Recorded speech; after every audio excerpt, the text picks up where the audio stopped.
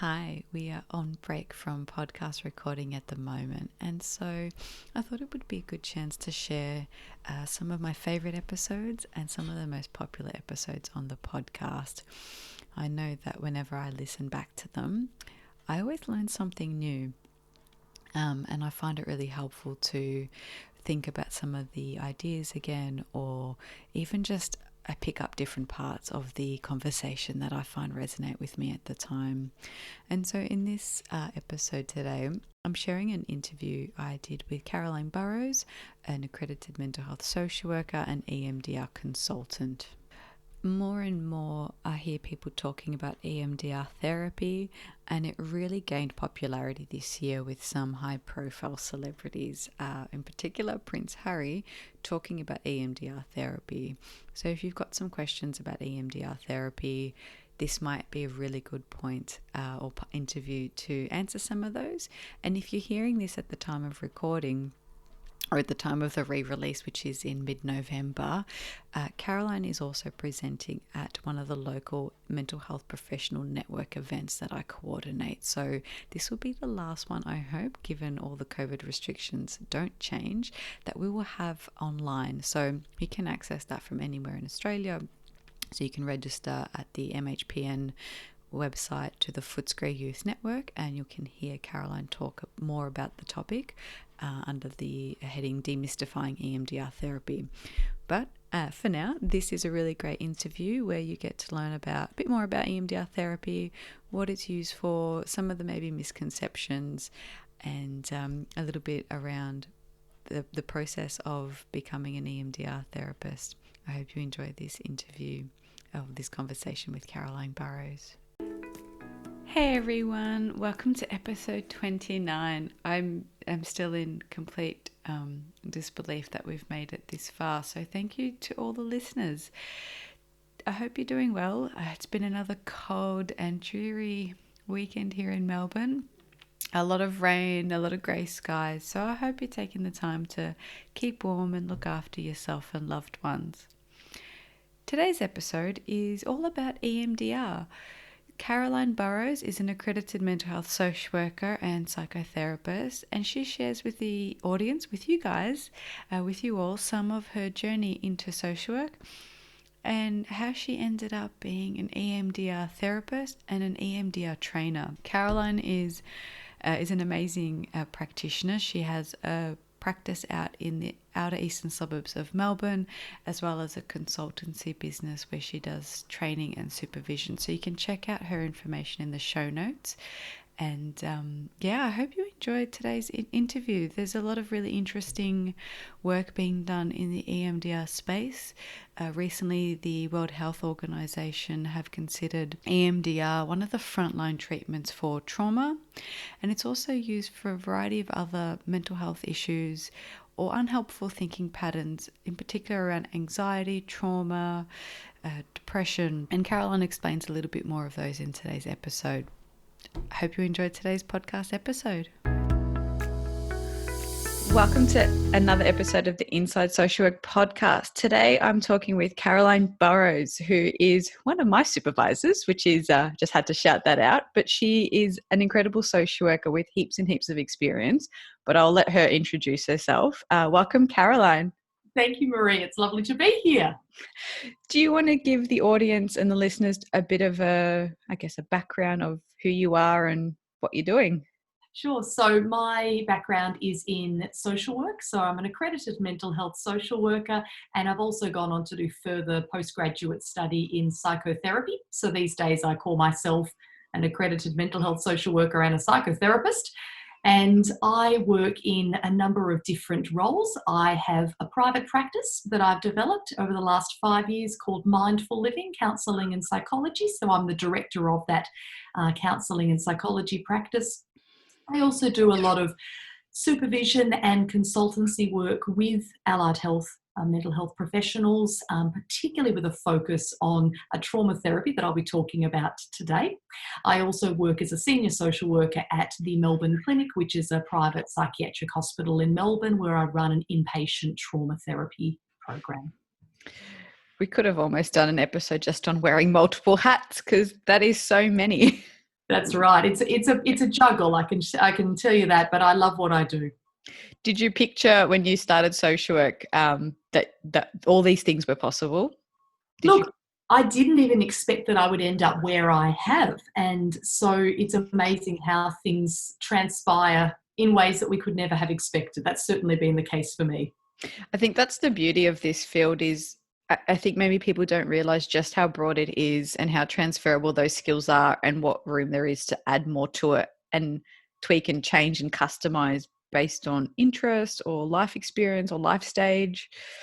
I couldn't agree more. And I think that we often don't end up where we start. And that's the beauty of this. And I think that social work offers enormous variety, which is what I love about it, actually. The most important thing for me about it is the diversity and the opportunity to do different things.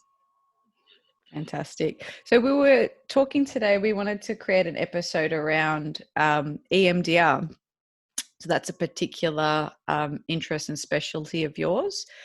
Could you share with the audience really basics? What is EMDR? They've probably heard about it. It's picked up momentum over the last kind of 10 years. And now it's been recognised by Medicare as a psychological strategy. It's a bit of a those ones. Yep. Yeah. So what is it? Tell us what it is. Well, EMDR stands for eye movement, desensitization, and reprocessing, which I always say sounds like some sort of computer program. It's actually a trauma-focused psychotherapy. Now, EMDR is a therapy that was developed in the late 1980s by an American psychologist called Francine Shapiro. And it's gained a lot of momentum, as you mentioned, particularly in the last 10 years. It's been used internationally over the time since it was first developed about 30 years ago. But I'd say in the last 10 years, it's gained a lot more momentum and credibility and traction in the mainstream. It was quite contentious initially because it's a unique type of therapy. But as you mentioned, it's now endorsed as a focused psychological strategy through Medicare Australia. And also it's endorsed by the World Health Organization as a gold standard treatment for post-traumatic stress disorder. So essentially that's what it is. It's a treatment for PTSD and other related difficulties. When it was first developed, it was really just for pretty single incident traumas, but now it's developed into a much more integrative therapy that can be useful for anybody that's experiencing difficulties in their life that are connected to earlier events in their experience. So it could be things like anxiety or depression or low self-worth, or more common, or in the case of PTSD, more traditional symptoms, I guess, like flashbacks, nightmares, that sort of thing. So this is a treatment that is based on the idea that the brain has an innate ability to heal, just like the body does, but that when we experience very stressful or traumatic events in our life, the brain's ability to process that information and put it in the long-term filing cabinet of our brain, so to speak, gets interrupted. And as a result, it means that those events continue to be relived long after they're over and continue to have a legacy on how we see ourselves and how we feel about others and the world. So what we're wanting to do in EMDR therapy is to be able to activate the brain in a way that helps it to resolve those events, those memories that haven't been processed adequately by the brain. And the neuroscience tells us that simply talking about trauma doesn't tend to resolve it. And that's for various reasons that are beyond the scope of this podcast. But EMDR is aimed at trying to help the brain get going, kick-starting, if you like, that natural innate ability to heal.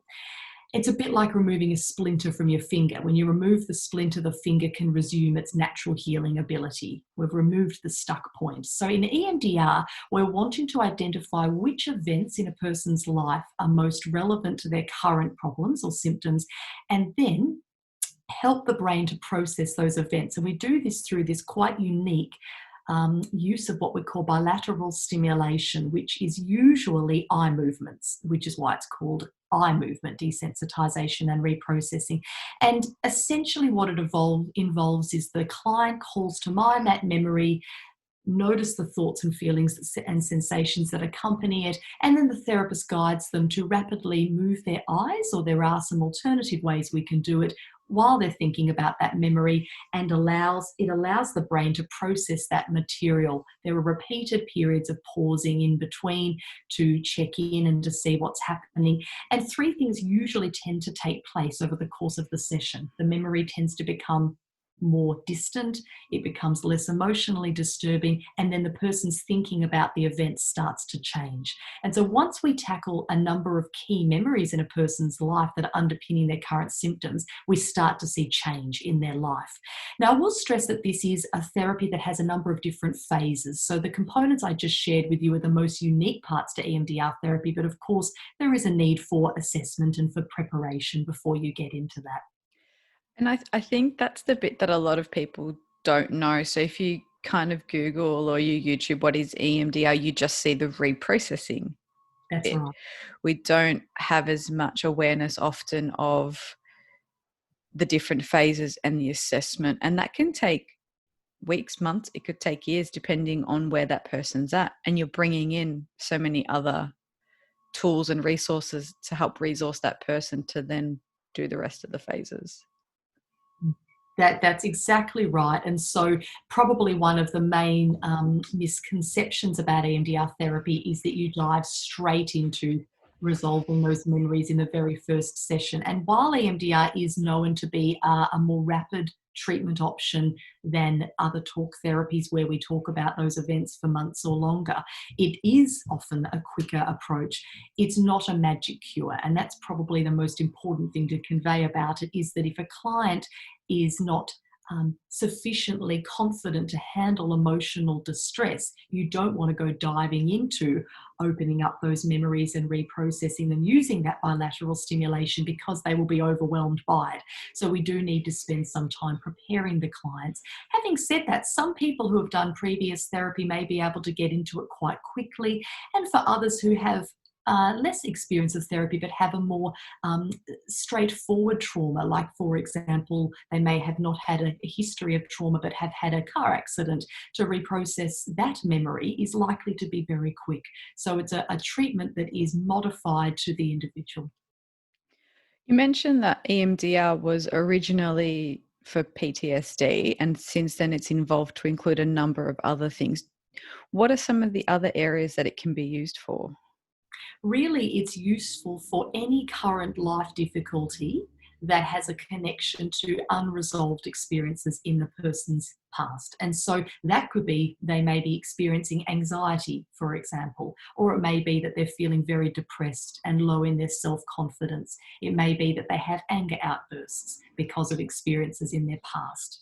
They may be feeling overwhelmed by grief or loss. They may have a particular fear or phobia. People may have developed an eating disorder or a substance use difficulty.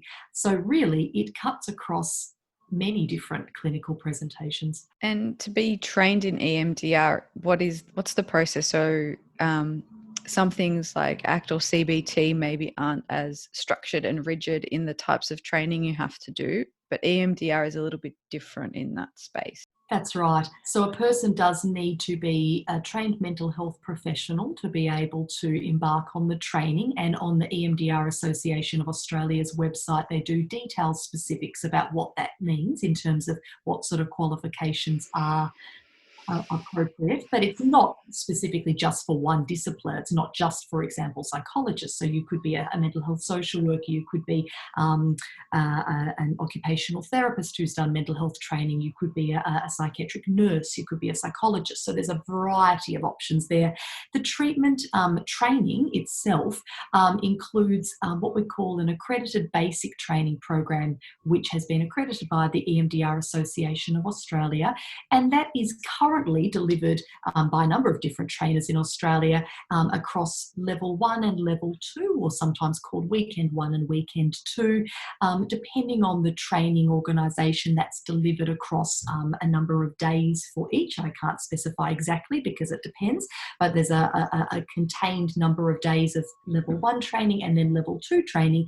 And to have completed the basic training program, a person needs to have done both that level 1 and level 2 and have had 10 hours of clinical consultation with an approved, what we call consultant in EMDR therapy. So that's considered the basic training program. And then from there are lots of advanced training options. We're all lifelong learners. There will be advanced training workshops, webinars, and opportunities for years to come for a clinician once they've done that basic training. I will say that when a person has completed their level 1 training, which is those early number of days of training, they can get going with using it with their clients, but they're discouraged from using it with more complex presentations until they've completed the level 2 and had those hours of supervision. And the supervision is something you offer. So That's tell us about the supervisory role in that. That's right. So I am an accredited trainer and a consultant in EMDR therapy in Australia. And so what I deliver, and what indeed other accredited consultants deliver, is both individual and small group consultation and support. Now, we use the word consultation because it's a bit different from broader clinical supervision. I also do offer that separately, but this is more focused specifically on skill development and confidence building in EMDR therapy. So of course that involves clinical case discussion, but it's with a specific focus around the development of that clinician's skills in this therapeutic model. So I offer individual sessions to new EMDR therapists, and indeed to very experienced EMDR therapists. We all need to continue with supervision and with support. So that's something that a lot of EMDR therapists continue with for years to come. So I offer that individually, and I also monthly, I run a group session online as well for EMDR therapists to come together, which is both a cost-effective option, but also an opportunity for EMDR therapists to learn from each other and to build connections and networks. That sounds really great. And there'll be links to all of those in the show notes to your website and those consultation groups as well. What are some of the common misperceptions about EMDR? Things that you might have heard either through your clients or through your supervisees coming into using EMDR as a tool? Well, firstly, that it is only eye movements that we use in EMDR, and that's not a surprise that that's a misconception because the name suggests as such, and that's how it was when it was first developed. Actually, Francine Shapiro, who developed it, I believe, don't quote me on this, but I think she's actually gone on to acknowledge that that name isn't as all encapsulating as it might ideally be now, but it's so well known by that. Why would you change it all these years later? The eye movements are just one form of bilateral stimulation. If that doesn't suit some patients or clients for some reason, we can use alternate bilateral sounds. So a headphone set that has a sound left and right, or tactile bilateral stimulation. That can be through a tapping type of scenario, or a device where they hold alternating vibrating buzzers. So that's the first misconception, is that it's just eye movements. The second, as I said before, is that it's a very rapid, quick treatment that you get done and dusted in 1 or 2 sessions. Patients and clients often do come expecting you to start waving your fingers in front of their eyes very quickly, and that's something we often have to explore together with the client around what their expectations are and just realign those expectations. Thirdly, I think the other one is that it is just for PTSD. So I think that is what people often think, and it actually is much, much broader than that now, as I mentioned before. I think for EMDR therapists themselves, I think it's that it is a treatment that should be pretty simple and straightforward and quick. And a lot of people that come and see me for that consultation do feel diminished in their confidence when they get into their clinical work and find that it takes longer than they might have expected, or that it doesn't go to plan, or that it's complex, or the blocks come up. And so I'm often talking to people about how you will have some sessions where it becomes a bit complicated and you need to work on the same memory over the course of multiple sessions, for example. So there's a number of ways that that I need to realign perhaps their own expectations and pressures that they put on themselves. One thing I hear in that is it's in that expectation. What can clinicians do either to readjust their own expectations, or how can they pitch it to clients so that from the start of that process, people know what to expect? because if you do, like I said, if you Google it or YouTube, it just comes up with that first bit. And I have people ask me, so we're going to do the eye movement bit. I'm like, we're phases way away from that at the moment. And some of that has been in the difficulty sometimes explaining the process. So what tips, I mean, if you care to share some, do you have on setting that expectation up very clearly for people? I think doing that in the very first session when you have the conversation about it is the first thing I would suggest. Do that early. Secondly, I would explain to clients that EMDR is an 8-phase model, and I do stress to clients that doesn't mean that every phase will take as long as each other phase. It's every other phase. Sorry, it's going to be varied depending on the person. And so I just make it clear that from the outset, we are doing EMDR. So this conversation that you're having with the client is indeed phase 1 of EMDR therapy, because you're building rapport, you're establishing goals for the work, you're deciding together what you're going to focus on, how much preparation is going to be needed. And that is actually phase 1 of EMDR therapy. So that's how I like to reframe it, is that even those early conversations are the start of the therapy. And this notion of not doing it until you are doing the eye movements is actually just a misnomer altogether. So make it quite clear that that each of those preparation phases are the therapy. And so I think that's quite a useful thing to start with. And also making it very clear that it's a treatment that is not one size fits all, that it is often modified, and that those preparation phases can take anywhere from 2 or 3 sessions through to months or longer, depending on the client, and that you, as the therapist, are going to work collaboratively with the client to determine what their needs are and how it best be modified to meet those needs. So you were saying that for some people who've maybe had therapy before, some of those phases might not take as long to do. So if you've been working with someone from a, more of a psychodynamic approach or CBT, and then you thought, we're not shifting this, we're going to switch to EMDR, can those first few phases be more of recapping and summarizing work you've already done with them? Absolutely. So phase 2 in EMDR therapy is what we call preparation and resourcing, which really means explaining what's going to happen in EMDR, reprocessing, and also preparing that person for how they will be able to confidently handle thoughts and feelings that likely will come up during that therapy reprocessing work. Emotions like anxiety or fear, for example, that could come up along with a painful memory. And so you're absolutely right that that's where you could recap some of the mindfulness skills, for example, that they've previously learned, or teach them some deep breathing strategies. And so maybe you teach them those from the outset, or it may be that they've done those things previously with other therapists, and you ask them what's worked previously and what do you want to perhaps pick back up that you might have let go of, and what other things are you already doing that you want to keep doing, and where are some of the gaps? Are there gaps? Do we need to fill any additional areas of confidence that you need?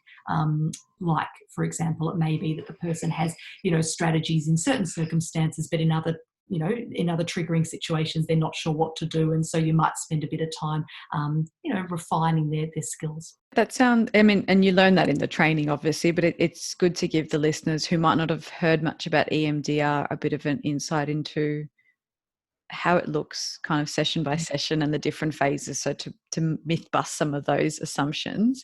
I forgot to ask you how you stumbled into it. So you mentioned that you all the different hats that you wear, but we didn't quite cover what was it that interested you or kind of enticed you to do EMDR and then move through into the consultant role that you're in.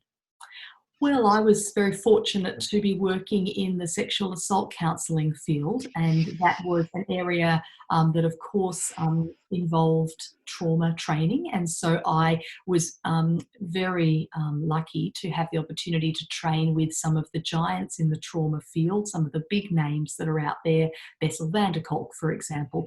And many of these trainers that I had the opportunity to learn from talked about EMDR therapy, and they spoke so highly of it. And this was about 10 years ago now.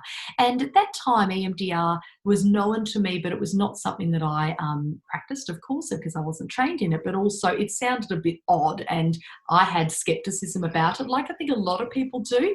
And the issue really for me was that I was working with these very traumatized clients, and I felt very confident to ground them in the present moment, to upskill them in how to manage their symptoms. But I felt as though I didn't have adequate confidence to really help them experience more transformative, deeper change by resolving those memories themselves. I felt like I was helping people to manage symptoms rather than profoundly change their lives. And that led me to wonder whether EMDR therapy might be worth exploring. And so then I did the training, and the rest is history, really. I was so enamored with it, and I just found it boosted my confidence to deal directly with traumatic memories so much that I then just felt like I was a much better therapist. And I thought, oh my goodness, I've been selling my clients short all this time. Don't get me wrong, there are many other treatments out there that enable you to confidently manage, not just manage, process trauma, but I hadn't been trained in them. So I felt that EMDR was a great start. And since then, I've had such good outcomes with the treatment that I guess I've just done further advanced training. And I will say I've done a lot of additional training in other approaches that can be beautifully integrated with EMDR therapy, particularly treatments that focus on working with ego states or parts of a client's personality, things like schema mode work in schema therapy or internal family systems. These are other treatments that can be very nicely integrated with EMDR therapy when you're working with more complex clients. And so beyond that, really, I just did so much more training that I became very confident in this treatment. And really, I guess I was fortunate that I stumbled in it at a time when, while it was building momentum in Australia, not every therapist was doing it. And so it meant that I carved out a niche for myself. And I think that's the biggest thing for me that I'm grateful for, is that it's become my professional niche. And it may change into the future. I mean, we all have seasons in our careers, but in the last 10 years, this has really been the beginnings of a private practice that I developed that is now, the leading or one of the leading EMDR treatment services in the Outer East in Melbourne.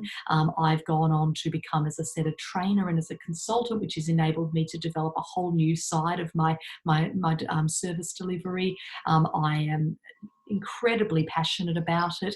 The program that I run at the Melbourne Clinic, the psychiatric hospital where I work, is the first inpatient EMDR treatment program in Victoria, and I developed that. So the first hospital inpatient program. So really, it's just become something that I've been able to implement and extend in a number of areas of my professional work, and I couldn't imagine anything better. There's so many things I just want to, I loved all that. And I was actually going to ask you, what other approaches can you incorporate? So I'm glad that you mentioned the schema work and the interpersonal family systems work as well. I don't even know where to take that. It sounds like a bit of an addiction rather than, I forgot the word you used, but I was thinking, is it an addiction?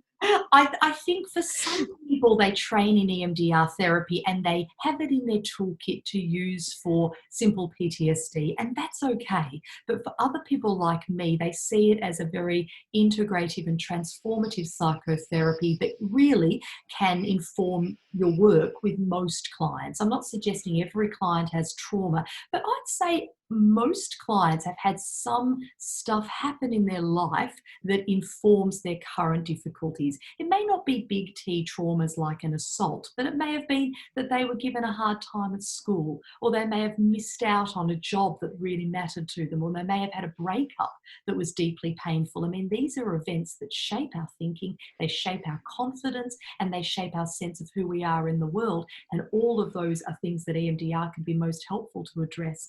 So for me, I think I don't see myself as a purist, because I do use other approaches. I love things like ACT, for example, and that beautifully integrates into phase 2 in EMDR therapy, particularly where you're teaching the client skills to be able to more confidently handle their daily experiences. And also, of course, the values components of that therapy are most useful and helpful for all clients, I believe. But for me, I guess it's that I see EMDR therapy as the overarching framework for my clinical work these days. And I do, of course, integrate it, though, with other approaches. That's beautiful. For those who might be listening and thinking, I've never really thought about training up to EMDR, and they want to learn a bit more, apart from going to the EMDRA website, are there any other things that you suggest they maybe look into before they kind of, because it's a bit more of it's a deeper level of training, I think, if you want to do it confidently than just doing maybe an introduction to CBT, which you can integrate quite quickly. What are some tips you have around that? Well, I think certainly to speak to colleagues who have done the training and get a sense of what their experience has been like, that's a great starting point. And a lot of people now will perhaps know somebody that's done this training. You mentioned the EMDRA website, emdraa.org, that's the association in Australia. They certainly have some great information to start with. I think for a lot of people, it's about doing the level 1 training, but then the really important point for me to emphasize, I think, is to get some consultation and supervision, whether that be individually or in a group. I do agree with you that this is a treatment that requires you to very confidently and directly deal with somebody's traumatic material, which is something that is not for the faint-hearted. It's a safe and effective treatment method, but it's unpredictable work, it's challenging work. So I think getting that support after the training to embed the skills into practice is the most important thing. And do you have to do EMDR on yourself to be able to deliver EMDR? Well, a big part of the training is the practicum component. So it's highly experiential, and there are hours of the training that involve both being the therapist and being the client. So certainly people are not required to go and do their own external EMDR treatment, but as part of the training, you do practice, and that is considered to be a very important component of the training, so that you really understand what it's like to be in the client seat, but also so that you can practice it. That's very important that you're actually practicing the skills in the training rather than just learning the knowledge. But I would say personally that I have found myself that it's been very meaningful to do my own EMDR therapy. It may not be years of treatment. It could just be that there's a particularly, nasty memory from your past that you still get distressed by, or maybe there's a bit of a stuck point for you in your life. And, getting a course of sessions can certainly extend your ability to use it very effectively with your clients. I will say when you do advanced training in EMDR, depending on the path you take, there's often additional exposure to practicums where you are required to practice with your fellow therapists. It's not something social workers maybe talk about as much in general sort of social work, but when we move into more of a therapeutic space, I feel like there's a lot more discussion about the benefit of having been a participant in your own counselling or therapeutic psychotherapy or something like that. What are your thoughts on that? Because we don't talk about it as much in sort of case management or those kind of roles, but moving into a counselling space, it changes a bit. Indeed, I do think as a psychotherapist, if a social worker does move into that space, that I do believe that it is important to do our own work. Now, that may not be continuous ongoing therapy. In my life, it's been episodes of counselling that I have had. I do feel that some of the best things that I've learned about being an effective therapist and a supervisor have been things that I've learned through my experiences of being a client of therapy and a supervisee. And so I think it's not just about what to do, but it's also sometimes about what not to do. Like I've had therapists who have made me feel uncomfortable, and that's led me to reflect on my own practice and consider some of the things that I might be doing or not doing. I've learned great things from those therapists in terms of ways of working effectively with particular issues as well. What I will note is that I find it's difficult to have that dual role when you're a client, because I find it difficult to take my therapist hat off. It's almost like you're sort of seeing behind the curtain.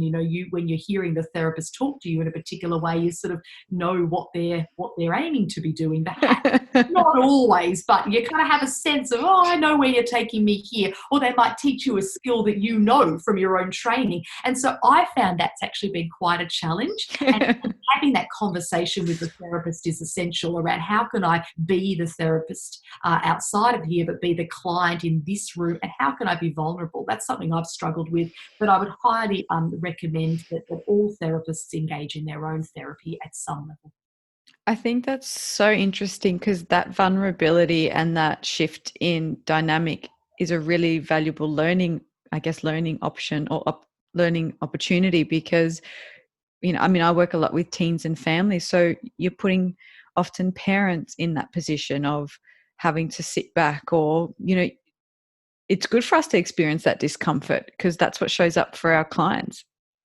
I couldn't agree more. And it's so hard to be a thriving, successful professional and then be vulnerable in the counselling couch.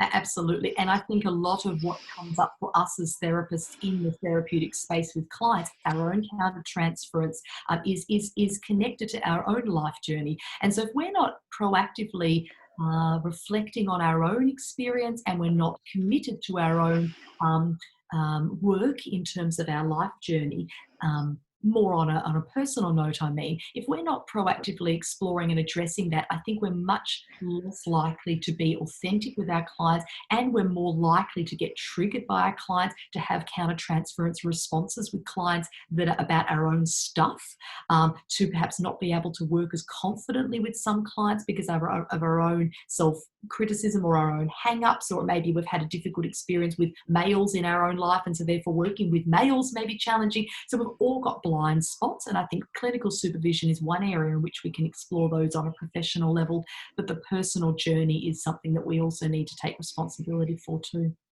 So that's really good advice, and it kind of neatly, I guess, segues into the sort of last couple of questions that I get the guests on the show to talk about is, what do you recommend to those starting out in the field?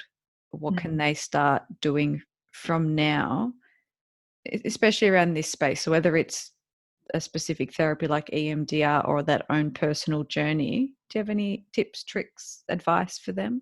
So I think certainly being reflective in our practice as a social worker is something that we're all taught in our studies, and I think it is very, very important. So self-reflection and building of self-awareness, so creating space for that in your life. So whether that means being part of a peer supervision group, whether it means being involved in individual clinical supervision as well, I would certainly recommend both of those, and we're required indeed to maintain appropriate levels of supervision, but not just to tick boxes and meet compliance for CPD requirements. It's about a commitment to lifelong learning, and it's about a willingness to look at our own blind spots and to recognise that we don't know it all, and to be okay with not knowing it all. That's what I think I struggled with early in my career, was feeling this need to be seen to be okay and to be seen to be knowledgeable. I look back in my first case management role at age 20, I was so immature, and I was driving families around in a car when I had P plates up. I don't quite know how that happened. I just look back and I think, wow, if I had any advice to give to myself at that age, it'd just be, you don't know everything and you don't have to know everything. Be okay to ask questions and be committed to the lifelong learning process, and look to mentors and other people in the field that are more experienced, that you respect. Get yourself a mentor or a clinical supervisor. Have peers that you connect with. Don't be afraid to have a bit of black humour as well, not in a way that's disrespectful to clients, but in a way that enables us to go the distance and to be supported in the very heavy content that we hear and that sort of thing. So having friends and others in the field that we can have some banter with in a way that's appropriate, of course, and respectful. I think also to recognise that where you start isn't where you'll end up, and to be open to that, not to feel like you have to have it mapped out. I think to be open to starting in a role that may not be exactly where you want to get to at the end of your career, and being okay with starting there, and being open to diverse learning experiences and to different places and people that you'll meet along the way, places that you'll end up in your career, and being open, I think, to that journey. That was so well said. Thank you. The speaker that we had on last week, Liz, was sort of talking about, even in those, every interaction you have with someone, even if you don't know it all, can still be paving the way for them to engage in further work. So, you were saying with the sexual assault work that once you learned EMDR, you felt like maybe you let them down, but the work is still relevant and useful. And even as a 20-year-old driving people around with a P plater, you could be creating a safe space, trust in seeking help, trust that someone cares, even if you don't know it all, because it's such a humbling journey to become, as you go through the field, that I want students and new professionals, you don't have to know it all. It's okay to just be genuine, caring, warm, empathic. You bring in skills as you learn them, and that's still a really good job. It is absolutely, and I think ultimately it's the being that and who we are in the presence of our clients and our colleagues that is most important. I mean, for me, when I recruit people, I hire for attitude and for commitment to learning and to being part of a team, not to necessarily just the skill that person has, because skill can be taught, but attitude can't. So I think I would encourage people to have a very positive, open-minded attitude, to not get fixed and rigid in your way of thinking, to be open to learning, to being challenged in a respectful way, and to seeing where the journey takes you, and to not be in a hurry to speed that up, just to let that unfold, and to trust that every job, no matter how, unsatisfying some jobs can be along the way, that every job is going to give you an opportunity for learning skills that will take you one step closer perhaps to where eventually you'll end up. I'm so glad you said that, because we had a recruiter on who did talk about attitude and networking and being, willing to ask questions, because being teachable is a bigger, more valuable skill than the actual skill of knowing a particular thing. So I'm so glad to hear someone who recruits on the side of that, saying that same thing. Mm. Fantastic. Are there any resources, like if some people want to do a bit more reading or learn a little bit more? I know you mentioned Bessel van der Kolk, so there's, he's got, very well-known book, The Body Keeps Score, and there might be a few others. Is there anything you think people can read up or that you want to share? Well, as we mentioned before, the EMDR Association of Australia's website has some very, very useful information. There's a page that's for the public, and they have resources. There are some videos on there and some other articles. If anybody's interested in reading more about EMDR therapy, that's where I would certainly direct them. I think Bessel van der Kolk is an excellent a giant in the trauma field, and so that's obviously a good text to consider if you're, a person's considering trauma as a possible field that they might like to move into as well. Wonderful. Thanks so much for your insights. And I'm sure we could have talked for hours on all these different topics that it brought in, but I think the listeners will be really interested to hear a bit more about EMDR. So thank you so much. My pleasure. Thanks for having me on today. I hope you enjoyed that re-release or that encore episode with Caroline. If you're new to the Inside Social Work podcast, welcome. I'm so glad that you found the podcast. If you like what you heard, I'd really appreciate a rating and a review. It really helps more people find the podcast. I always listen to your feedback, and so if you've got some ideas or just want to kind of check in, you can connect with me on LinkedIn. On Instagram under Marie Vakakis, or you can join the Inside Social Work Facebook group. So I really like to hear from listeners. Thank you for listening, and I hope you enjoyed this episode of the Inside Social Work podcast. Have a lovely day. Bye.